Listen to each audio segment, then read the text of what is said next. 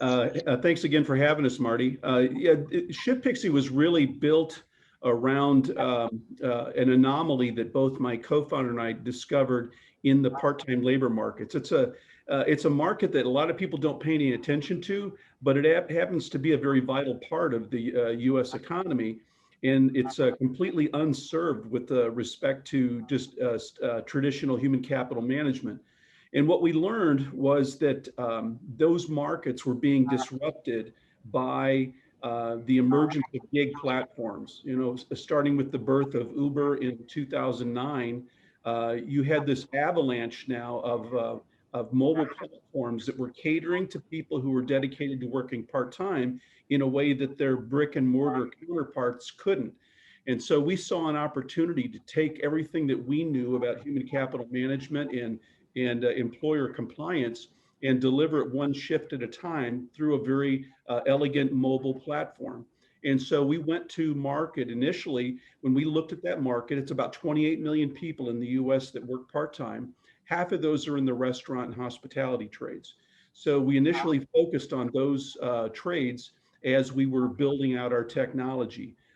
With our business background, we were able to rack and stack reoccurring revenue all the while our technology was being deployed.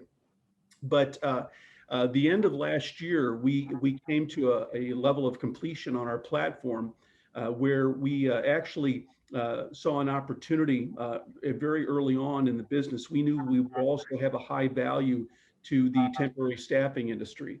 And but it was really a function of timing. We had to be at a state of technical readiness to be able to take on very large clients, because staffing companies tend to be very large clients.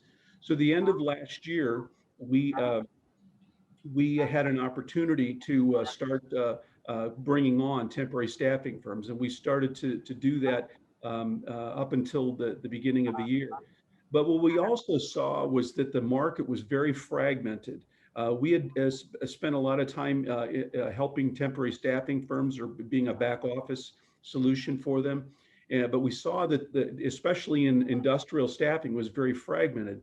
And then add COVID to the mix, and COVID created a perfect storm where if you were a temporary staffing provider and you had a client, maybe it was a big box retail operator, maybe it was a logistics company that was your client, quite likely your contract would have been one of the first to go in any kind of slowdown, you know, especially a COVID-related slowdown. So that industry was impacted by that. And now that industry is actually even competing against the federal government for workers. Now people are being paid to stay at home. And so it's very hard for a temporary staffing firm now to even fill jobs. So what we see now is this technology that we've built is really arriving at a perfect time to create some new value around the part-time labor force. And what we're getting ready to do, I think when I was last with you, Marty, there was a conversation about SPACs, and we did some exploration there, and we saw that based on where our technology was today and and some of the things that were happening in the market, that there might be an opportunity for us to do some what we should think of as off-book financing opportunities to build what we are viewing as super clients of ShiftPixy. And in the market as fragmented as it is, we've got busy doing a lot of outreach, and it looks like probably in the next couple of days we'll be able to provide a little more color. But we've got some major announcements in the next couple of days, and it really leverages everything that we built to this point. But it also leverages and opens up an enormous opportunity in the marketplace that we were poised to take advantage of and jump in and secure. So, hey, Scott, just let me jump in here. We do have a SPAC panel in an hour after you finish speaking, and I know that there's more than 100 funded SPACs that don't have acquisition targets yet. Right. But I think what's interesting about where you're at is that there's kind of an enormous opportunity outside the United States besides a domestic one. And if I remember correctly, we're looking at non-domestic opportunities. Because I mean, obviously your technology you can leverage across different areas. That's correct. Yeah, we still continue to look at those opportunities. I do think that COVID is still kind of settling through some of the international markets, and a lot of these operators in those markets are a little bit hamstrung right now.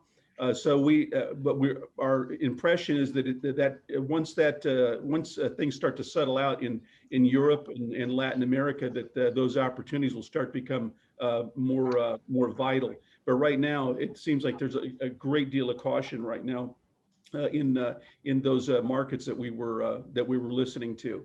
But again, looking at, I won't jump into SPACs too much, but enough to say that we become fast experts in the space. But we think that what we're about to do will be a very interesting use case around off-book capital formation, but really more of a rapid value creation. Is the way we're looking at it, and we'll be tickled to be able to unpack in more detail what we're doing. But again, the way we think about the part-time labor market is that it's a green field. It's very fractured. It's very distributed, and it's ripe for a consolidation opportunity. And I think especially as the vaccine gets out and you're starting to see some restoration to normalcy, especially here in Florida. It seems very normal right now. But as these economies start ticking back in, it's going to have an even bigger impact on this labor market. And again, we've spent a lot of time, done a lot of work, and spent a lot of capital to get ourselves positioned for this time in the marketplace. And the next couple of weeks are going to be very telling. Fantastic, great. So can you just continue giving a little bit more background into what you guys are doing, where your next areas are? You guys were in San Diego originally. Now you're in Miami. Was there a rationale for that? Is it because you're close to more proximity to other marketplaces, or? Yeah, this is a really good Miami story, and I think as this unpacks, especially the new work that we're getting ready to do, I think people will understand the impact here in Miami. But our initial decision was really based on establishing a stronger East Coast ground game. We were having some difficulty getting that done, but at the same time, the offshore opportunities that you had just mentioned were starting to percolate, and so we needed to have a better jumping off point. But what we also did, there were a few things in the sectors that we served started creating some other opportunities. One of those was the emergence of the ghost kitchen market. And part of what we were able to do in this move to Miami, we were able to, our rental rates for office space were lower than California, but also commercial property lease rates were lower than in Southern California, where we came from. And it gave us the opportunity to be able to open up our own version of the ghost kitchen model, but we're treating it more like a laboratory. We call it ShiftPixy Labs. And the whole idea is it's going to be a culinary incubator and accelerator. And what we did is followed our market path through innovation into the restaurant operator community. They were always reluctant to adopt to new technologies. They're still really tied to legacy technologies. So we had to find an environment and create an environment where they could test our technology, test these new ideas, even test new cuisine ideas. So we set ShiftPixy Labs up by the Miami airport, about 20,000 square feet. And what we're getting ready to do this summer, we'll have our grand opening this summer, but you're going to start seeing a lot of the activity that's going on there. We're going to videotape everything. It'll be broadcast quality video. And we're going to start telling these operator stories. We're going to start telling showing people new ideas, new ways to think about cuisine, and new ways to adapt in that really tough marketplace. But we look at ShiftPixy Labs as an accelerator and incubator, and that's going to be a lot of fun. And it's a strictly Miami story right now. And then Also, what we're getting ready to do in the temporary staffing industry will be a very big Miami story. So there's a lot of really interesting things that are going to be elevate Miami's story about job creation and about opportunity creation. Scott, is your segment primarily in the restaurant and hospitality sector, or do you address things like Uber drivers and We Lyft could. drivers? Okay. We could. It's the way we to think about ShiftPixy is anything, any industry or sector or subsector that relies on part-time labor, or flexible labor. So we could be adapted to any of the gig platforms that are out there, like an Uber or Lyft. But the restaurant just happens to be about half of that employee population. That's why we focus there. But in the next couple of weeks, you're going to see a major focus toward the rest of that marketplace, especially those that are doing temporary labor assignments. Right, and I mean, you see this ripple from COVID of all these people moving to temporary labor or work from Yep. home, work from other locations, all outside the United States. I mean, just not in the U.S. Right. And those environments are far less prepared from a regulatory perspective on how to do arrangement for the employee regulation. That's absolutely true. In fact, temporary staffing, while it's a fixture in the US, it's a major influence in Europe, as an example. Just because a business gets saddled with a lot of employee liability just by hiring one person. And the temporary staffing industry has always been very big in Europe. And a lot of the biggest players are based in Europe. And I imagine that with the ghost kitchen work that you guys are doing, the whole food delivery business has exploded all around the world, right? So it is, yeah, and it keeps growing. What I tell people in the industry is that there was so much capital applied to those new platforms, those third-party delivery platforms, that they created a new market. And what they've also done in this process is created a whole new consumer connection to these brands, and these are all digitally driven. And so what we're seeing is that a lot of the legacy brands that have been around for decades or generations have not been able to unmoor themselves from legacy technology platforms or unmoor themselves from real estate. And what you're starting to see is this emergence of digital brands. And that's part of what you're going to see coming out of the incubator this summer. We're going to be launching some of our own digital brands. It's kind of our way of demonstrating to the marketplace, this is how you need to think about consumer marketing. This is how you need to make better connections with consumers. And this is how consumers now want to feed. They become accustomed to the third-party platforms, but you're starting to see a lot of innovation around the digital side of dining. And this summer, we're going to be hatching some of our own that we'll own. We'll actually own these brands.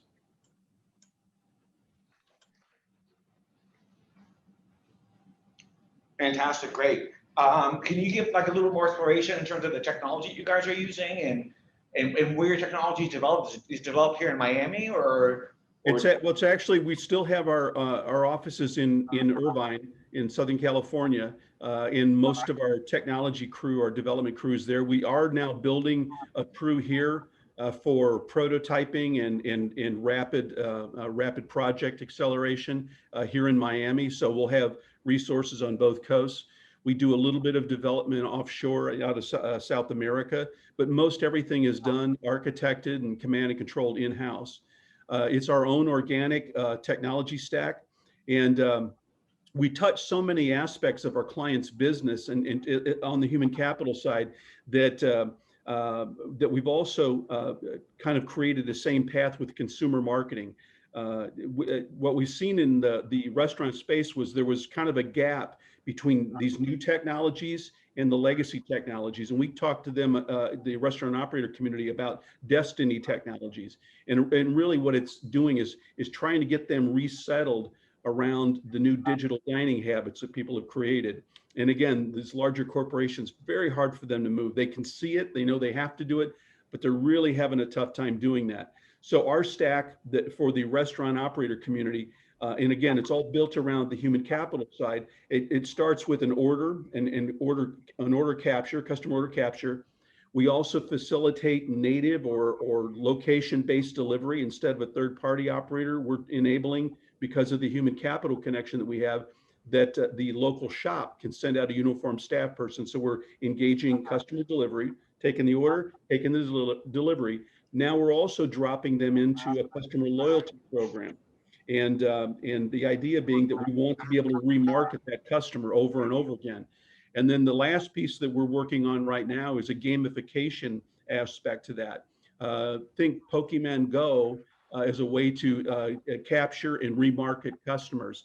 So we're working on some technology that'll really gamify the experience. And then again, this will all cater to all this new sensibility in the marketplace over digital dining.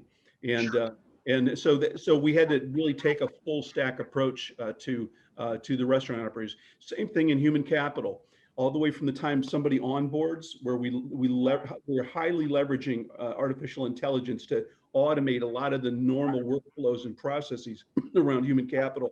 So from onboarding to their daily scheduling and routing, to all their benefits management, to all the insurance aspects of both the client and the individual's lives. We're touching all of that, and all of that technology stack is very invasive, but it needed to be in order to facilitate a good user experience. Sure. So can you talk about your revenue model, and is it like a per user basis or is it per company basis? Number one, first of all, talk about your revenue model today and where you see your revenue model is going to be, let's say, in 3 years from now, and how you're going to get from here to there. Yeah, great question. Our revenue model looks a lot like a temporary staffing firm. What a temporary staffing firm would do is if you were the client, they would bill you for the labor for the week. So they're essentially leasing employees to you to help you run your business or your project or whatever it might be. So our revenue model looks a lot like that. Right now, GAAP requires us to report net of the payrolls as revenue, but that's about to change for us because we're gonna look a lot more like a temporary staffing firm in the aggregate. So our rev rec is going to turn around. We're going to look a lot more like a Manpower as an example, and we monetize primarily that baseline employee level engagement. But what's about to take place is that we're going to start monetizing other commercial lines of insurance with our clients, but also more personal lines of insurance. We're building, the way to think about it is we're building a very large population, and it's a subprime population is maybe a way to think about it. But it's a population that still spends money on insurance. They still have rent, they still have utility bills, and a lot of their cash is flowing through our platform. And so when we think about that population, we're always looking for better ways to monetize a very large population. And so we're constantly innovating around their needs, the things that are going on in their life and the way they're spending money, as a way to facilitate not just better income from us, but some ease in their own life on our platform. So, I mean, you guys already went public, I think through either a reverse merger or no, it was Reg A Plus. Reg A Plus, right? Yeah, that's right. In 2017. And we know the SPAC market is just out of control right now, and they're doing roll-ups and things like that. And you see yourselves potentially using a SPAC to kind of supplement a roll-up in your industry, maybe. Right. Yeah, that's what's in motion. It's actually SPACs. We're actually sponsoring a collective, and again, that the purpose of that is to do some roll-up work in the temporary staffing industry. And again, it allows us to do it off book, so it's highly accretive for ShiftPixy. And it sounds like that's an industry that probably needs lots of roll up or attention, right? Because you have these companies that have been around for a long time. That's right. Empower or Robert Half or whatever, and they're probably technology light. They are technology light. That is for sure.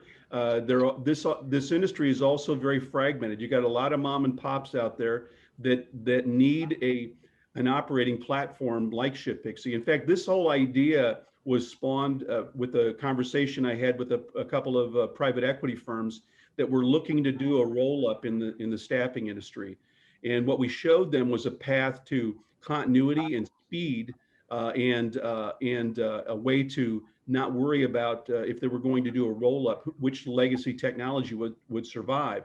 We showed them a way that they could do asset purchases, and they could take those books of business, process them on the ShiftPixy platform, do the next transaction and the next transaction, and they could deploy capital faster, and they could have a much cleaner financial entity very quickly. So that was really kind of the genesis of this thinking on what we're getting ready to do.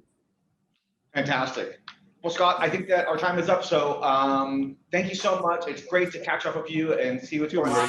I hope you can hang on for the SPAC panel and get to hear what those guys are doing, because as I said, the number of SPACs that are out there is enormous, and then the ones that are still looking for targets is pretty significant. So again, thanks so much for letting us have you again.